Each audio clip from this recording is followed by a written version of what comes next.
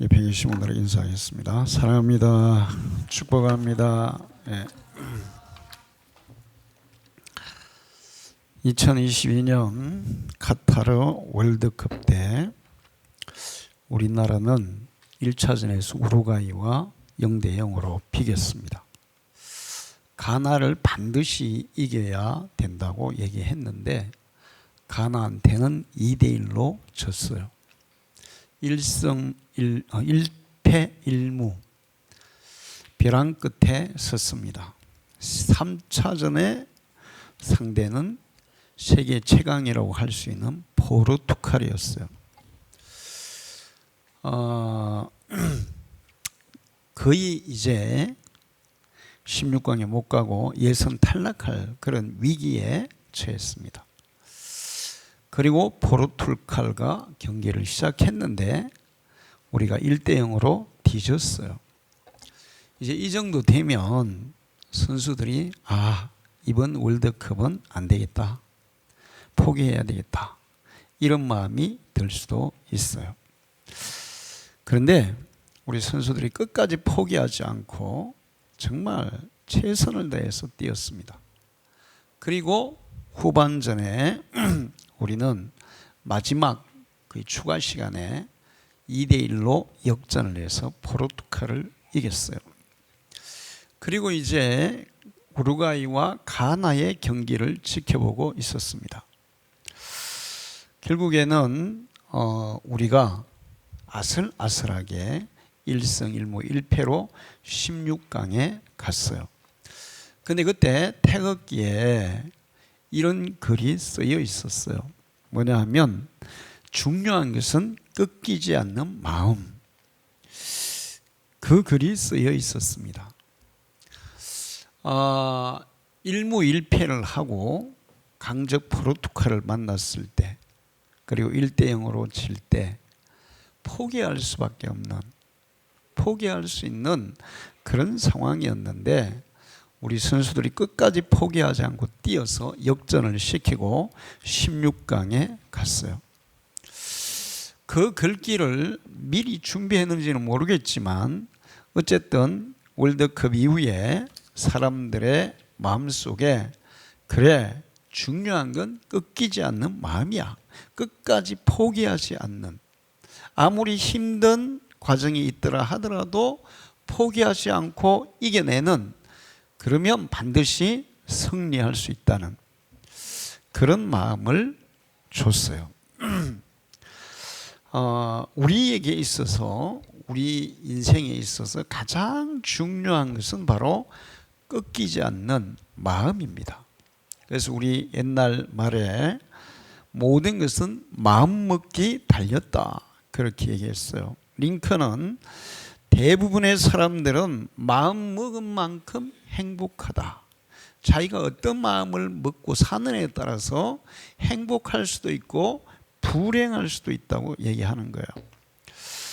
커전스라는 분은 웃음은 마음의 조깅이다, 그런 얘기를 했어요. 우리가 건강을 위해서 조깅을 많이 하는데 웃음이 마음의 건강을 정진시키는 조깅과 같은 것이다. 공자는 어디를 가든지 마음을 다해 가라, 이런 얘기를 했어요. 마음을 다하면 반드시 좋은 결과가 올 것이다. 탈무드에 보면 사람을 미워하는 것은 마치 가려운 곳을 꺾는 것과 같아. 왜냐하면 가려운 것을 긁으면 긁을수록 더 가려워지고 미운 사람은 생각할수록 더 미워지기 때문이다. 그러니까 사람을 미워하는 게 그렇다는 거예요. 그러니까 마음에 미운 마음을 가지고 있으면 계속 생각할수록 더 미운 마음이 솟아난다는 거죠. 옛날에 우리 교회에 어떤 분이 그런 얘기를 했어요. 남편이 계속 바람 피우고 문제를 일으키고, 그래서 교회 오면 그런 남편을 위해서도 기도해야 됩니다, 이런 얘기를 듣다 보니까 자기는 짜증이 난대요. 왜 그런가 하면 남편에 대해서 잊어버리고 있을 때는, 자기 일에 바빠서 잊어버리고 있을 때는 괜찮은데, 기도한다고 남편을 생각하면 화가 막 심의로 올라가지고 짜증이 난다는 거예요. 그래서 내가 그러면 기도하지 마세요. 기도하지 말고 생각하지 마시라고. 또 탈무드에 무슨 얘기가 있냐면, 재물을 많이 가지고 있는 사람은 하나님을 자기 주머니 속에 넣어두고, 또 가난한 사람은 자기 마음 속에 하나님을 품고 산다. 그러면서 이제 마음의 중요성을 얘기하고 있어요. 그 진리에서 1년에 한 번씩 도자기 축제를 하죠. 그래서 재작년인가 언젠가 한번 가봤어요. 그랬더니 거기 어느 대학 교수님이 도자기를 만들었는데 아주 특수한 도자기를 하나 소개를 하더라고요. 이렇게 자기 부스가 있고 거기 들어갔더니 그게 뭐냐면 계영배라는 거예요. 계영배. 술잔에다가 술을 채우는데 어느 선 이상 채워버리면 술이 다 넘쳐서 하나도 바닥에 없는 그런 술잔 이야기가 있어요. 옛날에 제가 여러분의 계영배의 그 얘기를 한 일이 있습니다. 그런데 그분이 그 계영배를 만들었더라고요. 그래가지고 이제 물을 거기다가 피웠는데 어느 선 이상 차니까 물이 하나도 없이 다 빠져나가는 거예요. 그래서 그 원리를 제가 보니까, 저는 이제 계영배 얘기를 그 옛날에 읽을 때는 계영배를 어떻게 만들었을까? 술잔에 술을 가득 채우면 어떻게 술이 하나도 안 남고 다 빠져나가게 만들었을까? 의문이었습니다. 그런데 그 교수가 설명을 해주고 그걸 보여주는데, 그거 이해가 가겠더라고요. 저수지에 물이 있어요. 그런데 그냥 이렇게 호스를 이 밑에서부터 연결하면 물이 있을 때만큼은 다 빠져나가. 근데 호수가 이렇게 위로 올라가 가지고 이렇게 내려오잖아요. 그 물이 그냥 놔두면 나와요, 안 나와요? 안 나오죠. 근데 이게 밑에서 호수를 한번 입으로 쫙 빨아 당기면 물이 한번 나오기 시작하면 호수에 그 물이 다 나올 때까지 계속 물이 이렇게 나와요. 그 원리를 이용했더라고요. 근데 계영배의 교훈이 뭐냐 하면, 지나친 욕심을 가지지 말고 살아라. 그러니까 적당한 것이 좋다. 적당한 것을 만족하며 살아라. 그런 얘기예요. 지금 전 세계는 두 가지로 지금 나뉘어져 있어요. 한쪽은 너무 많이 먹어서 병이 나. 한쪽은 굶어서 죽어가고 있어.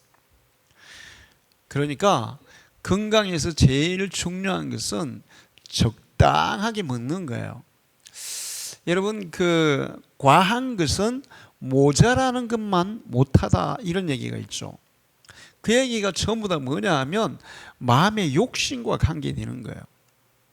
과도하게 지나치게 욕심을 내고 지나치게 의욕을 부리고 그러면 그것이 도리어 화가 된다는 얘기예요.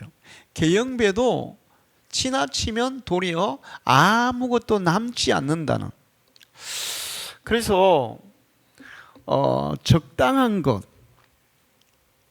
권장하는 그런 의미를 가진 것이 계영배인데, 잠언서 30장 8절에 보면 같은 말씀이 있어요. 곧 헛된 것과 거짓말을 내게서 멀리하옵시며 나를 가난하게도 마옵시고 부하게도 마옵시고 오직 필요한 양식으로 나를 먹이시옵소서. 솔로몬이 썼잖아요. 세계 제일의 부자였어요. 모든 걸 다 가졌어요. 그런데 살아보니까 많이 가지는 게 결코 좋은 것이 아니구나. 그냥 적당하게 있는 것이, 부하지도 않고 가난하지도 않고 그냥 필요한 양식으로 먹을 정도로 살아가면 그걸로 족한 인생이 돼야 된다. 그걸로 만족하는 마음을 가져야 된다.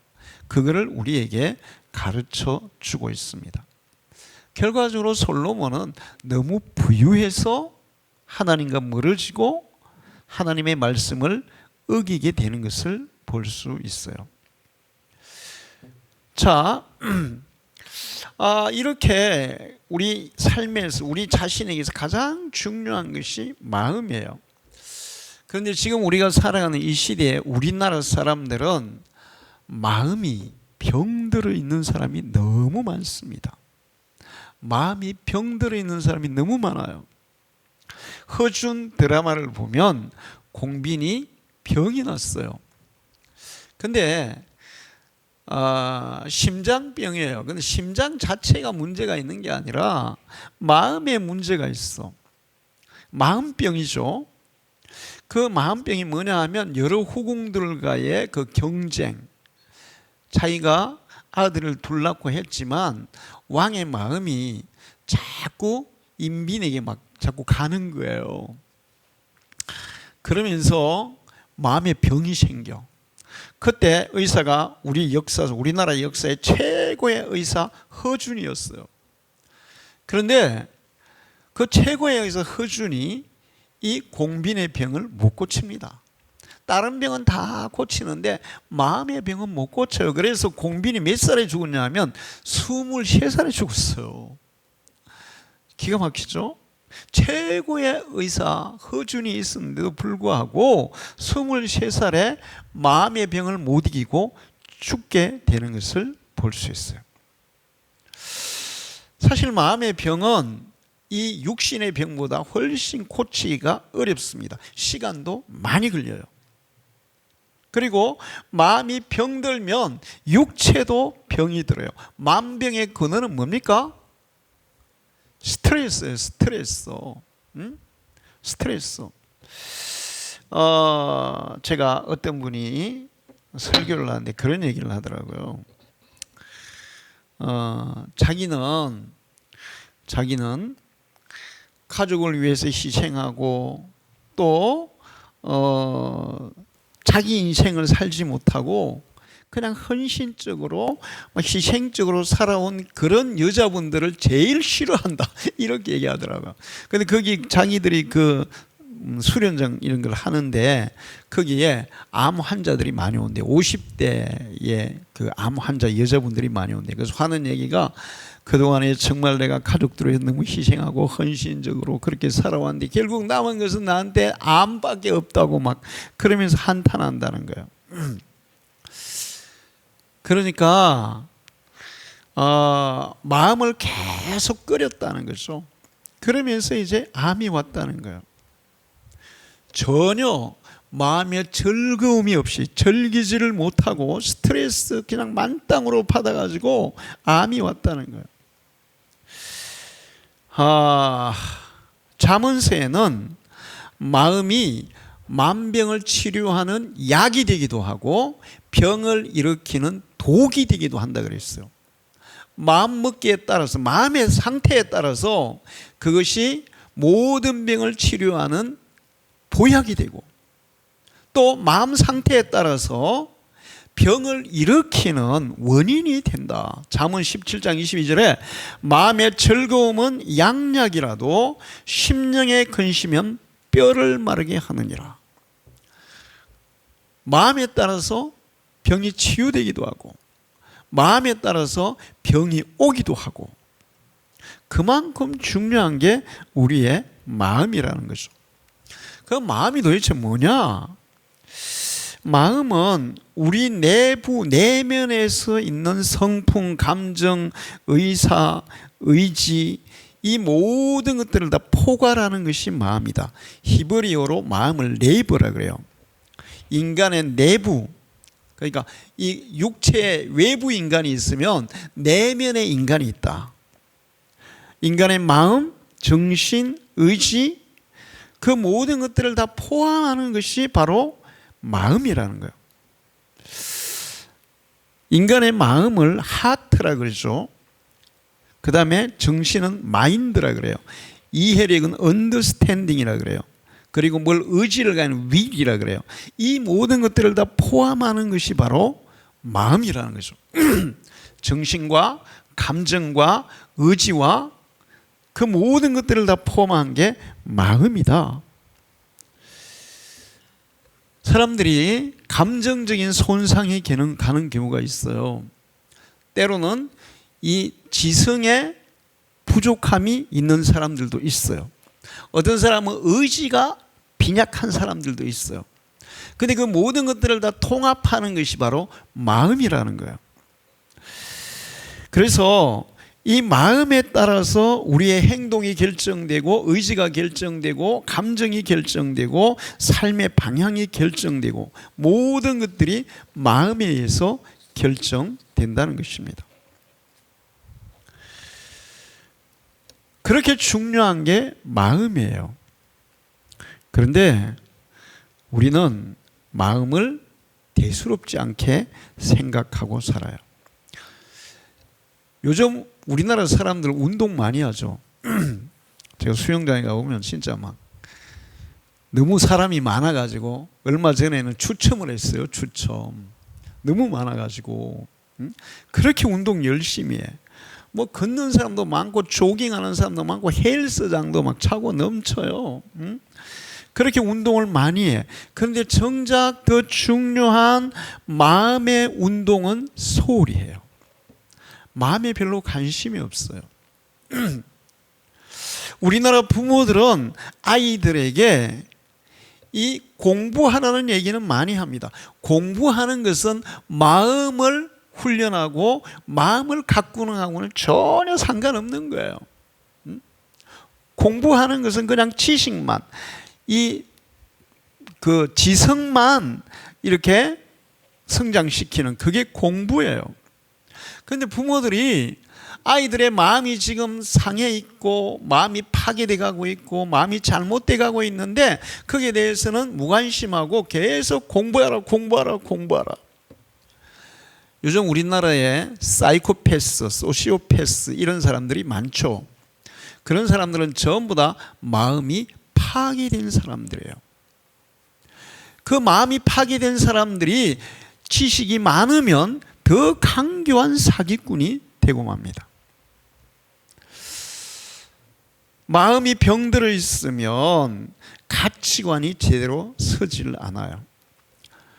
건전한 마음, 건전한 의식, 건전한 가치관 이런 것들이 제대로 세워져야 되는데 그런 데는 관심이 없고 그냥 어떻게 성적 받아가지고 의대 가는 데만 관심이 있어. 그런데 의대를 가면 의사가 되면 뭐해요? 의사들의 가치관 자체가 바닥인데. 요즘 의사들 하는 거 보세요. 의사들은 정부에서 뭐 의대 정원에서 우리가 병원에 안 간다. 의대 정원해서 병원에 안 간다. 그게 무슨 핑계가 됩니까? 환자가 있으면 의사가 가야 되는 거예요. 나는 의사들이 허준 드라마를 좀 봤으면 좋겠어. 응? 허준이 의대 의사 시험 보러 한양에 가잖아요. 한양에 의사 시험 보러 의사 국가고시를 보러 가요. 근데 가다가 충청도 어디에서 환자들을 만나요. 그래서 결국에는 환자를 돌본다고 그 의사 시험에 못 가. 그래서 낙방을 해. 그리고 그 유도지, 그 자기 서성의 아들 유도지는 막 돈 들여가지고 막 가서 의사 시험 합격해요.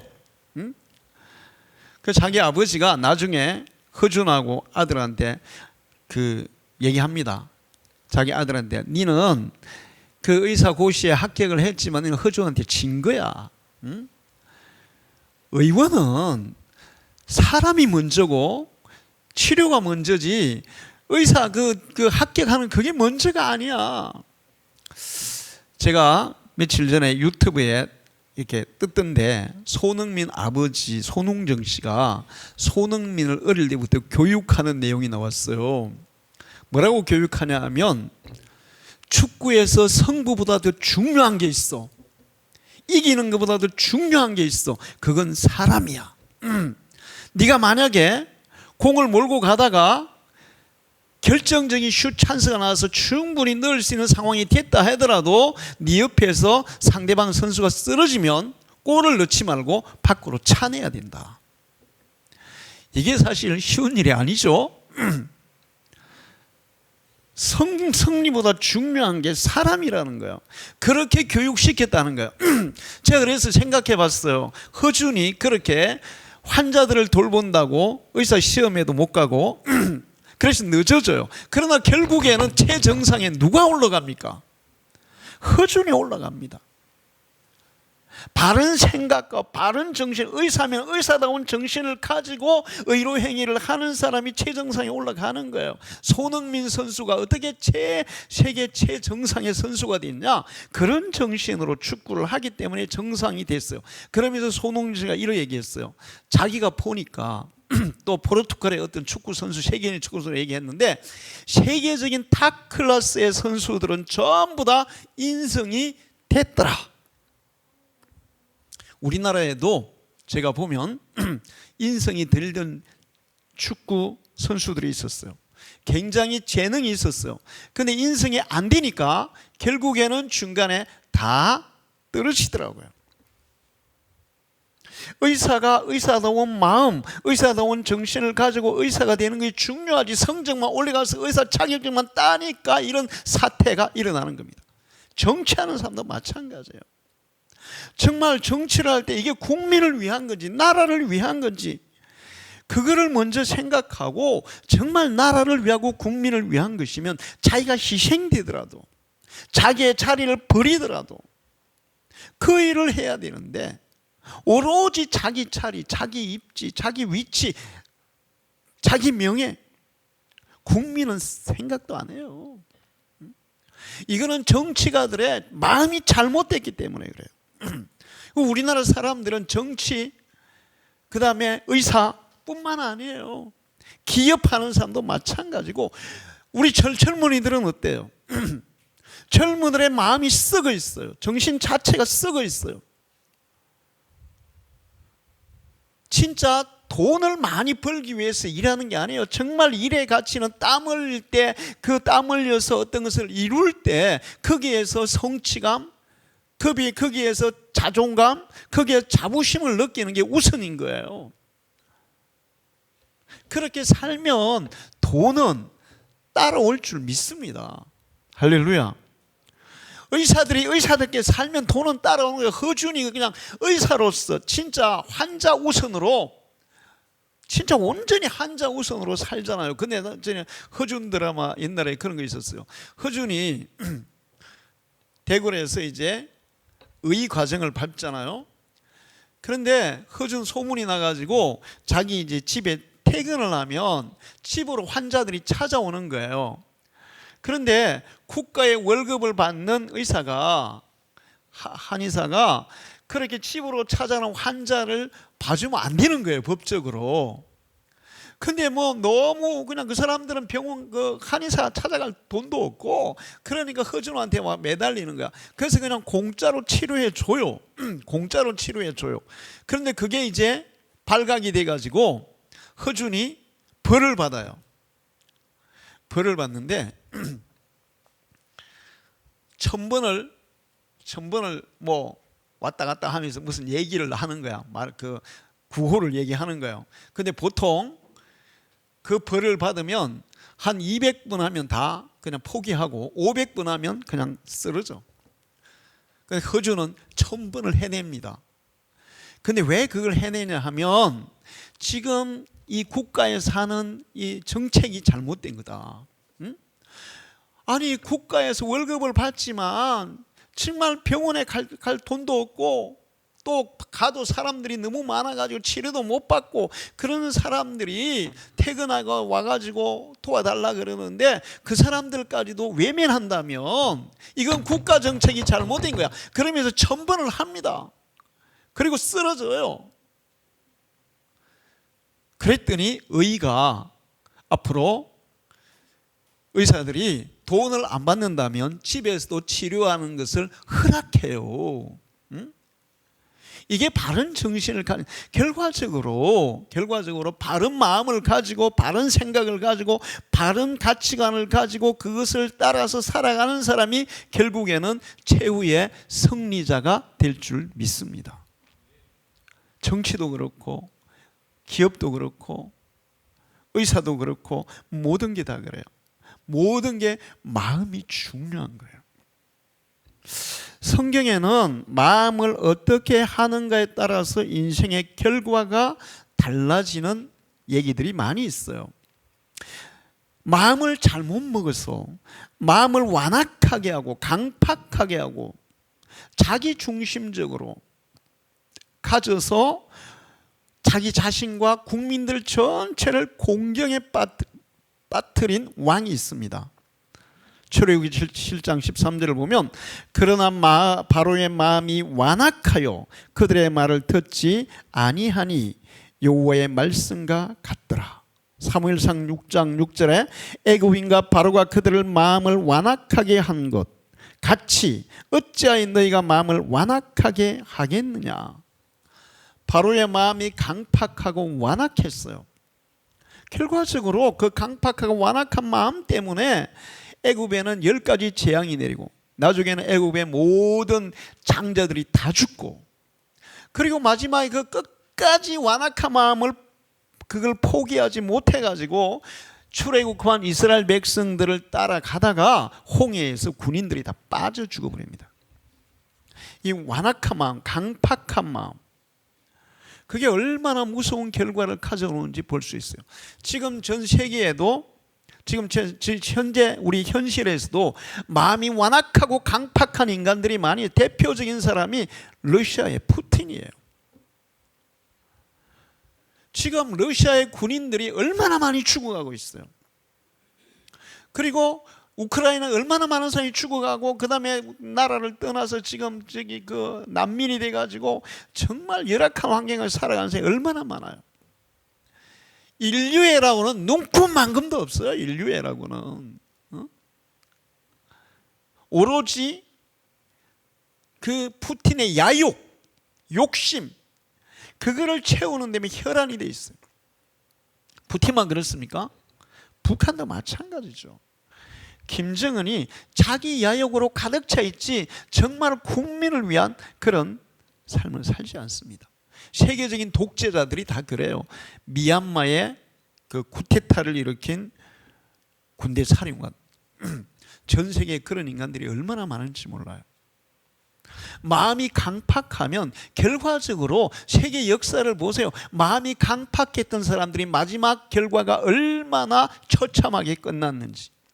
그 강팍한 사람들 때문에, 그 지도자들 때문에 국민들이 얼마나 고통을 겪었는지. 히틀러가 그렇고 무솔리니가 그렇고 김일성이 그렇고 다 그런 거예요.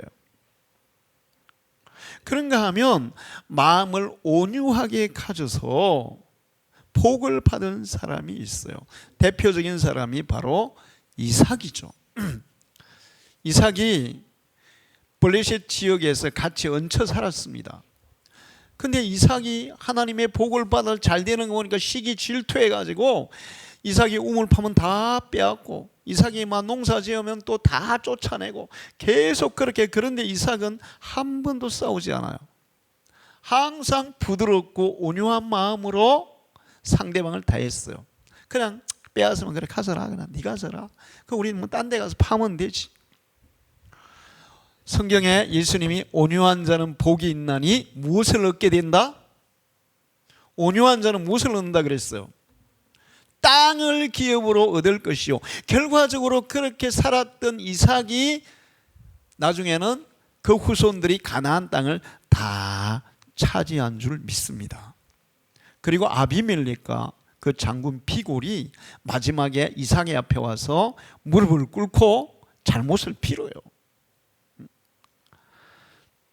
결과적으로 강팍한 자가, 완악한 자가 마음을 그냥 강하게 가져가는 자가 승리자가 되는 게 아니라 마음을 온유하고 부드럽게 가지는 자가 승리자가 되는 것을 볼 수 있어요. 다윗은 마음이 상해서 엄청 고통을 겪었습니다. 시편 69편 20절을 보면 비방의 나의 마음을 상하게 하며 근심이 충만하니 불쌍히 여길 자를 바라나 얻고 긍휼히 여길 자를 바라나 찾지 못하였나이다. 다윗이 아마 사울왕이 쫓길 때 이런 고백을 한 것 같아요. 마음이 상하고 고민되고 고통스럽고 아무도 위로자도 자기 편을 들어주는 사람도 없고 불쌍히 여기는 사람도 없습니다. 그런 가운데서 다윗이 그걸 이겨내는데 어떻게 이겨내냐면 시편 69편 29절에 오직 나는 가난하고 슬퍼오니 하나님이여 주의 구원으로 나를 높이소서. 의지할 사람 아무도 없어요. 도와준 사람 아무도 없어요. 그런데 다윗은 누구를 찾습니까? 하나님을 찾습니다. 하나님, 나는 가난하고 슬퍼오니 하나님이여 주의 구원으로 나를 높이소서. 그렇게 하나님 앞에 호소해요. 하나님께 기도해요. 그리고 이제 마지막 69편 31절에 가면 공고한 자가 이를 보고 기뻐하나니 하나님을 찾는 너희들아 너희 마음을 소생하게 할지어다. 정말 나를 힘들게 하는 일밖에 없고 너무나 괴로운 일밖에 없고 아무도 나 도와주지 않고 내 말도 들어주지 않고 너무나 고통스러울 때 너무나 외롭고 답답할 때 하나님이여 나를 긍휼히 여기소서, 나를 도우소서. 그랬더니 하나님께서 자기의 마음을 회복시키시고 공고한 자가 이를 보고 기뻐하나니 하나님을 찾았더니 하나님이 내 마음속에 기쁨을 주고 내 마음을 소생시키셨나이다. 할렐루야. 그거를 극복할 수 있는 능력을 하나님께서 부어주시더라는 거예요. 성경에는 하나님이라는 단어가 한 몇 번 정도 나올 것 같아요? 성경에서 가장 많이 나오는 단어는 뭘 것 같아요? 하나님이에요. 몇 번 나오냐? 3600번이 나와요. 3600번. 그러면 마음은 한 몇 번 정도 나올 것 같아요. 그러니까 성경에서 중요하게 다루는 단어가 가장 많이 나와요. 하나님이 가장 많이 나와요. 3600번이 나오고 마음도 굉장히 중요하게 다루고 있어요. 그래서 1057번이 나와요. 그렇게 마음이 중요하다는 거예요. 잠언서에는 잠언서 16장 32절에 노하기를 더디하는 자는 용사보다 낫고 자기의 마음을 다스리는 자는 성을 빼앗는 자보다 나으니라. 실제로 가장 강한 사람은 어떤 사람이라는 거죠? 전쟁에서 이기는 사람이 아니라 자기의 마음을 다스리는 사람이라는 거예요. 자기의 마음을 다스리는 사람. 성경에 보면 기드온이 전쟁에서 승리해요. 그랬더니 그 동쪽에 살던 지파 사람들이 기드온에게 따집니다. 막, 야, 왜 우리한테는 연락 안 했어? 그러면서 막 따져요. 근데 기드온이 아니 전쟁터에 와보지도 않고 싸워보지도 않고 이제 전쟁이 이기니까 이제 와가지고 막 왜 우리는 안 불렀어? 우리는 싸움에 참여 안 시켰어. 누가 안 시켜요? 지네가 안 와놓고. 그리고 지금 전쟁이 이기니까 자기들은 뭔가 이렇게 명예를 못 얻죠 이제. 그러니까 괜히 시기 줄 테가 그런 얘기 하는 거예요. 그러면 전쟁에서 이긴 기드온이 이것 봐라. 누가 오지 말라 했어? 너희들이 안 왔지. 까불지 마. 이렇게 했으면 싸웠어 서로. 그런데 기드온은 그렇게 얘기해요. 아유, 내가 못 불러서 미안해요. 그런데 그 살문나와 이런 그 적들의 수장들을 당신들이 체포하지 않습니까? 그러면 전쟁에서 이긴 것보다 마지막 최후의 승리자는 당신들입니다. 그러면서 그 사람들을 높여준다고요. 그러면서 이제 평화가 이루어져요. 그런데 그 입다는 전쟁에서 이겼어요. 똑같이 기드온처럼 따지는 사람들이 있었어요. 그러니까 같이 막 딱 부딪혀가지고 싸워요. 그리고 어떻게 하냐? 이 요단강 나루터를 딱 지켜가지고 거기 건너가는 사람들 불러서 잡아가지고 시볼릿이라는 발음을 하게 해요. 그 발음이 틀리면은 다 죽였어요. 분노를 참지 못한 거죠. 기드온은 분노를 참은 거예요. 그러니까 전쟁에 이기는 것보다 더 중요한 것이 마음을 다스리는 거예요. 오늘 이건 성경 말씀 똑같이 얘기합니다. 모든 지킬 만한 것 중에 더욱 네 마음을 지켜라. 생명의 근원이 이에서 남이니라. 생명의 근원이 어디에 있다고? 마음에 있다는 거예요. 현대의학이 발달하면서 아 그렇구나. 건강의 근원도 마음에 있구나. 마음이 상하면, 마음에 병이 나면 육체도 병들고, 육체만 병든 게 아니라 인생 전체가 망가지는구나. 이거를 알아냈어요. 성경은 벌써 우리에게 가르치고 있는 거야. 육체의 건강보다 더 중요한 것이 마음의 건강이다. 그 육체의 건강을 위해서 노력하는 것도 중요하지만 마음의 건강을 위해서 노력하는 게 더 중요하다. 그렇게 가르쳐 주고 있습니다. 그러면 이제 우리가 우리의 마음의 건강을 어떻게 지킬 수 있느냐, 마음의 건강을 어떻게 유지할 수 있느냐 하는 거예요. 여러분의 마음은 건강하십니까?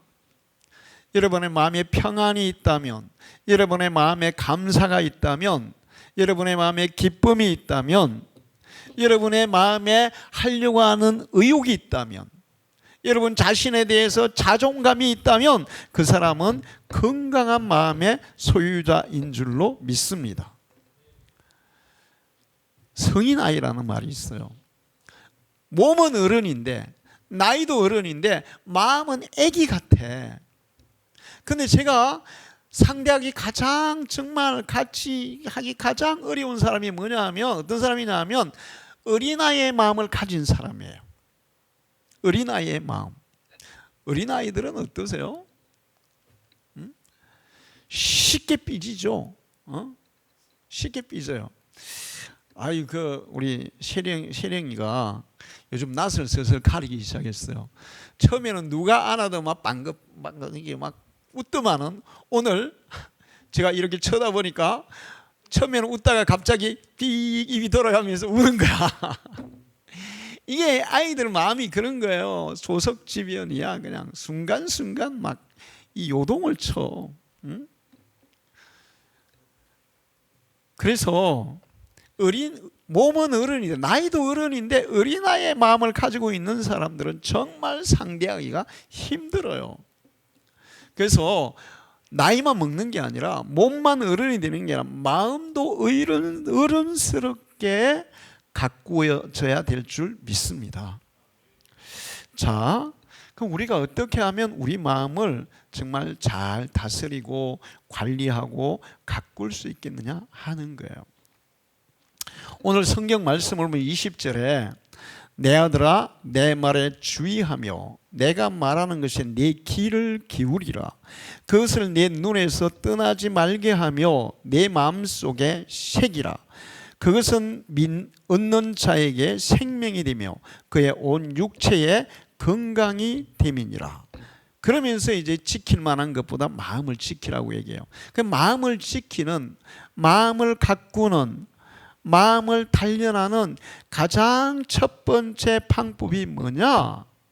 그것이 하나님의 말씀에 있다는 거예요. 할렐루야. 욥기 22장 22절을 보면 청하건대 나의 하나님의 입에서 교훈을 받고 하나님의 말씀을 내 마음에 두사. 하나님의 말씀이 내 마음속에 있을 때 우리의 마음은 건강하고 건전하게 형성이 된다고 가르치고 있어요. 하나님의 말씀을 마음에 품고 살아갈 때 우리의 마음을 지킬 수 있다는 거예요. 할렐루야. 여러분, 세상에 유혹이 얼마나 많습니까? 시험이 얼마나 많습니까? 요즘 우리나라에서 가장 큰 유혹은 물질에 대한 거예요. 돈에 대한 거예요. 많은 사람들이 돈에 대해서 유혹을 받아요. 회사를 선택할 때도 월급이 얼마나 많으냐. 근데 마음이 건강한 사람은 월급보다도 이 회사에서 내가 얼마나 가치 실현을 할 수 있느냐, 내가 이 회사에 얼마나 기여할 수 있느냐, 이 회사에 근무를 함으로 내가 국가의 발전에 얼마나 유익을 줄 수 있느냐, 나 자신의 발전에 얼마나 유익하냐, 이런 것들을 먼저 따져봐요. 마음이 건강한 사람, 마음이 제대로 된 사람. 근데 마음이 제대로 안 된 사람은 돈이 얼마냐부터 따져. 그러다 보니까 회사에서 근무하다가 조금만 힘들어도 사표 쓰는 거예요. 돈도 얼마 안 되는데 힘들어서 뭐. 근데 그 힘든 과정을 이겨내고 전문가가 됐을 때 월급도 제대로 받습니다. 할렐루야. 처음부터 월급 많이 주는 회사가 어디 있어요? 그런데 하나님의 말씀을 가슴에 품고 사는 사람들은 돈을 목적으로 하는 게 아니라 삶의 가치를, 그 일의 가치를, 이런 것들을 우선으로 생각하기 때문에 그런 것들을 다 이겨낼 수 있어요. 그리고 정상에 올라가는 거예요. 할렐루야. 여러분이 하나님의 말씀을 가슴에 두고 하나님의 말씀의 가치관, 하나님의 말씀으로 여러분의 마음을 채울 때, 그럴 때 건강한 마음, 건전한 마음을 가지게 될 줄 믿습니다. 그 다음에는 우리 마음속에 예수님이 계셔야 돼요. 예수님이. 요한계시록 2장 3장 20절을 보면 볼지어다 내가 문 밖에서 만문을 두드리노니 내 음성을 듣고 문을 열면 내가 그에게로 들어가서 그 마음속으로 들어와서 그와 더불어 먹고 그는 나와 더불어 먹으리라. 예수님이 우리 마음속으로 오신다 그랬어요. 예수님은 그냥 도깨비 방망이나 친이나 그런 것처럼 저 밖에다가 놔두고 내가 필요할 때 그냥 불러다가 내 요구를, 내 필요를 해결하는 그런 분이 아니에요. 예수님은 우리의 기도를 들어주시고 우리의 문제를 해결해 주시지만 그 이전에 우리 마음속에 오셔서 우리의 마음을 주관하십니다. 할렐루야. 주님이 여러분의 마음에 있기를 축원합니다. 에베소서 2장 3절 4절을 보면 전에는 다 우리가 그 가운데 육체의 욕심을 따라 지내며 육체의 마음이 원하는 것을 하여 다른 이들과 같이 본질상 진노의 자녀였더니 긍휼이 풍성하신 하나님이 우리를 사랑해 그 큰 사랑을 인하여 허물로 죽은 우리를 그리스도와 함께 살리셨고 너희는 은혜로 구원을 받은 것이라. 그리스도가 우리 속에 있을 때 우리는 우리의 생명이 살아있음을 느끼게 될 줄 믿습니다. 너희 안에 이 마음을 품으라. 그리스도 예수의 마음이니 주님이 우리의 마음에 있을 때 우리는 예수의 마음을 품게 되어 있어요. 할렐루야. 그리고 품으려고 우리가 기도하고 노력하게 되어 있어요.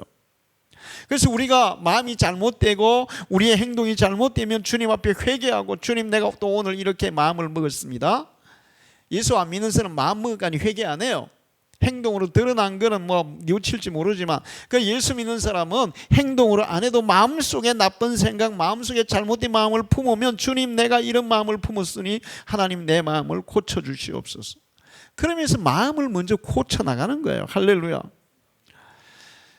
너희는 마음에 근심하지 말라. 하나님을 믿으니 또 나를 믿으라. 우리의 마음속에 근심이 쌓일 때, 근심이 찾아올 때 주님이 우리의 마음속에 믿음을 다하셔서 근심을 이기게 할 줄 믿습니다. 그리고 예수가 우리의 마음에 계실 때 가장 우리의 마음속에 1차적으로 오는 게 있는데 그거는 평안이에요. 평안을 너희에게 끼치노니 곧 나의 평안을 너희에게 주노라. 그리스도의 평강이 너희 마음을 주장하게 하라. 평강을 위하여 한 몸으로 부르심을 입었나니 또한 너희는 감사하는 자가 되라. 여러분, 사람들이 불안하고 초조하고 두렵고 그게 우리의 마음의 병이 되기도 하지만 우리의 육체의 병도 됩니다. 그것 때문에. 근데 마음이 평안하면 마음의 병도 육체의 병도 나아요. 할렐루야. 근데 그 참 평안이 어디에서 오냐? 어떤 사람들은 난 절에 가면 마음이 편해요. 그래. 마음이 평안해요. 그래. 뭐 절에 가면 마음이 분위기상 평안할 수 있다. 그러나 다시 현실로 돌아오면 그 평안은 어디에서 언제 얻었느냐? 아침 안개처럼 물거품처럼 사라집니다. 그러나 그리스도가 우리의 마음에 계시고 우리의 마음속에 평안을 줄 때 그 평안은 지역에 상관없이, 환경에 상관없이, 내 처지에 상관없이 계속해서 평안한 거예요. 할렐루야. 우리의 마음을 가꾸고 지키는 가장 중요한 것은 그리스도가 너희의 마음을 주장하게 하라는 거예요. 할렐루야. 주님이 여러분의 마음을 주장하게 하시기를 축원합니다. 저도 가끔 가다가 갑자기 무슨 일이 탁 닥치면 순간적으로 불안할 때가 있어요. 근데 이제 이게 참 이제는 이제 제가 이제 목회도 하고 오래 이제 신앙생활을 그러다 보니까 이런 게 있습니다. 이 상황이 별로 불안할 상황이 아니야. 근데 갑자기 마음속에 불안이 확 오는 경우가 있어요. 그 얘기는 뭐냐면 하나님이 나한테 영감을 주시는데 앞으로 이게 불안한 상황으로 발전할 가능성이 있을 때 이게 딱 오는 거야. 그러면 그때 이제 우리는 어떻게 해야 됩니까? 어떻게 해야 돼요? 주여 그래야 돼요. 주여. 주여. 지금 제가 마음속에 불안이 찾아오고 있습니다. 이 문제가 터질 것 같아요. 하나님 맡아 주십시오. 하나님 지켜 주십시오. 할렐루야. 그럴 때 우리는 다시 평안을 얻게 될 줄 믿습니다. 여러분의 마음을 여러분이 주관하려고 하지 말고 주님이 우리의 마음을 지배하도록 그리스도의 평강이 너희의 마음을 주장하게 하라. 그렇게 되시기를 축원합니다. 세 번째는 고린도후서 1장 22절에 그가 또한 우리에게 인치시고 보정으로 우리 마음에 성령을 주셨느니라. 성령이 우리의 마음을 주장하게 하라는 거예요. 여러분은 순간순간 성령의 감동을 경험하십니까? 경험하세요? 성령의 감동을 경험하면서 살아가기를 축원합니다. 수없이 경험해요. 수없이 경험하는데 어떨 때 아주 단순한 거야. 아주 단순한 거. 뭐냐면 밖에 외출을 하는데 갑자기 밖에 나갔는데 이거 가서 렌즈를 꺼야 돼. 이런 마음이 오는 거예요. 그런데 제가 그냥 무시하고 렌즈 껐는데 생각하고 갔어. 그래가 나중에 이제 와 보면은 막 이렇게 막 솥도 타고 막 연기 막 무릉무릉 나고. 그다음에 저 화장실 수도 있잖아요. 수도. 옛날에 우리 어떤 집사님이 교회 청소하시다가 옛날에요 화장 수돗물을 틀어놓고 가버렸어. 그러니까 이제 수도 그 관리하는 데서 경고장이 날아왔어요. 어떻게 수돗물을 70톤을 썼습니까?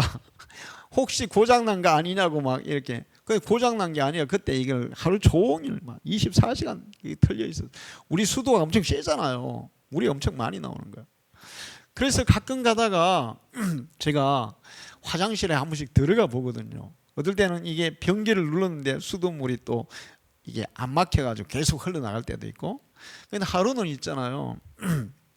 이게 밖에 나가는데 갑자기 영감이 오는 거예요. 화장실을 둘러봐야 된다. 영감이 오는 거예요. 그래서 여자 화장실에 딱 들어갔더니 수돗물이 틀어져 있었어. 그런데 이런 단순한 것부터 성령은 순간순간 우리에게 감동을 주세요. 근데 우리가 그 성령의 감동을 순종하지 않고 거역하는 거야. 여러분 성령의 감동이 오면 순종하기를 축원합니다. 그러면 여러분의 마음을 지킬 수가 있어요. 지킬 수가 있어요. 마지막으로 빌립보서 4장 6절에 7절을 보면 아무것도 염려하지 말고 모든 일에 기도와 간구로 너희 구할 것을 감사함으로 하나님께 아뢰라. 그리하면 모든 지각에 뛰어나 하나님의 평강이 그리스도 예수 안에 너희 마음과 생각을 지키시리라.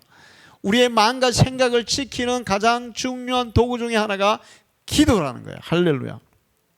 염려가 일어날 때, 문제가 생겼을 때, 정말 내 힘으로 안 되는 그런 큰 일이 생겼을 때도 염려하지 말고 모든 일에 하나님 앞에 기도하라. 그리하면 먼저 하나님이 우리의 마음과 생각을 지켜주실 거다. 할렐루야. 그리고 그 다음에 문제는 하나님이 해결해 주시게 되어 있어요. 여러분의 마음을 이렇게 지켜서 살아가기를 축원합니다. 그리고 데살로니가서 5장 14절에는 이렇게 말씀해요. 내 형제들아 너희를 권하노니 게으른 자들을 권계하며 마음이 약한 자들을 격려하고 힘이 없는 자들을 붙들어주며 모든 사람에게 오래 참으라. 예수 믿는 사람들은 하나님의 은혜로, 주님의 은혜로, 성령의 은혜로 우리의 마음을 지키면서 살아가게 되는데 그 은혜를 받은 너희들은 약한 자들을 격려하고 그리고 힘이 없는 자들을 붙들어주고 모든 사람에게 오래 참고, 그러면서 마음에 힘이 없는 사람, 마음이 약한 사람들의 마음을 붙잡아주는 그런 삶을 살라고 얘기하고 있어요. 하나님이 우리를 구원하신 것은, 우리를 하나님의 자녀 삼아주신 것은, 우리에게 그리스도의 평안을 주시고 하나님의 은혜를 주신 것은 나 혼자 잘 먹고 잘 살라고, 나 혼자 잘 되라고 준 게 아니라 그걸 누리지 못하는 사람들에게 그것을 전해주고 그 사람들을 붙들어서 그 사람들도 우리와 같은 은혜에 참여하도록 하기 위해서 부르셨다는 사실을 기억해야 돼요. 할렐루야. 이렇게 우리의 마음을 지키면서 살아가면 우리도 다윗과 같은 고백을 하게 될 거예요. 뭐냐면 시편 27편 2절 3절인데 악인들이 내 살을 먹으려고 내게로 왔으나 내 대적들 나의 원수들인 그들은 실족하여 넘어졌도다. 군대가 나를 대적하여 진칠지라도 내 마음이 두렵지 아니하며 전쟁이 일어나 나를 치려할지라도 나는 여전히 대연하리로다. 마음을 지키는 사람, 이 하나님의 은혜로 다윗과 같이 자기의 마음을 지키는 사람은 전쟁이 일어나도 폭탄이 터지고 미사일이 터져도 평안하리로다. 할렐루야. 여러분이 이 은혜를 누리면서 살기를 축원합니다. 우리 찬양 한장 하겠습니다.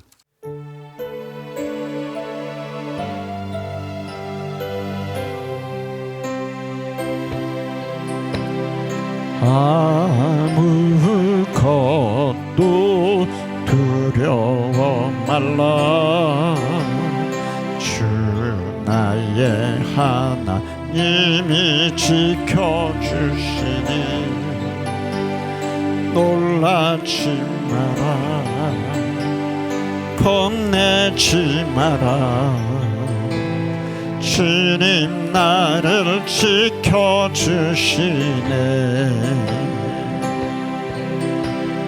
내 마음이 힘에 겨워 지칠지라도 주님 나를 지켜주시네.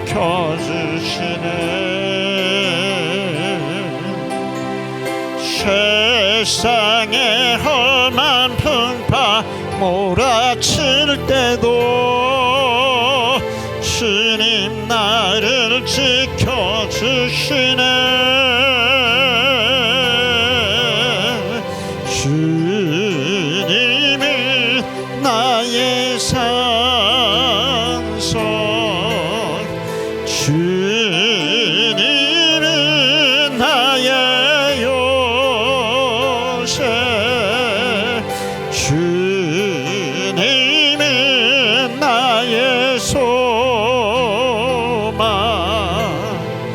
나의 힘이 되신 여호와. 후렴부터 다시 해보겠습니다.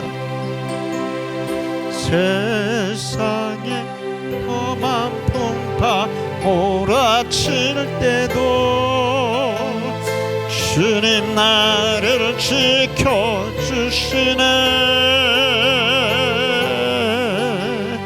주님은 나의 산성,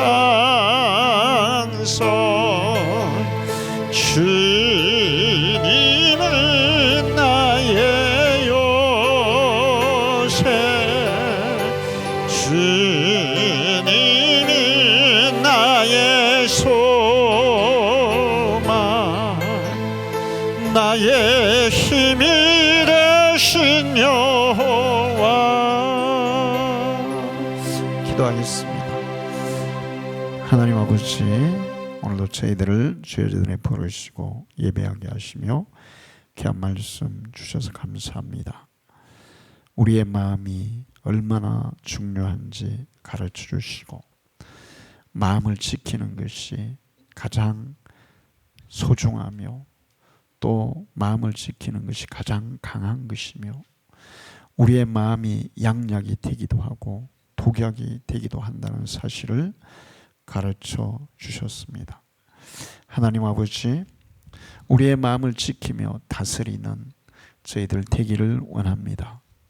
우리가 나이만 먹고 몸만 커지는 것이 아니라 마음도 정말 어른스럽게 또 성숙되게 갖고 가는 저희들 되게 해 주옵소서.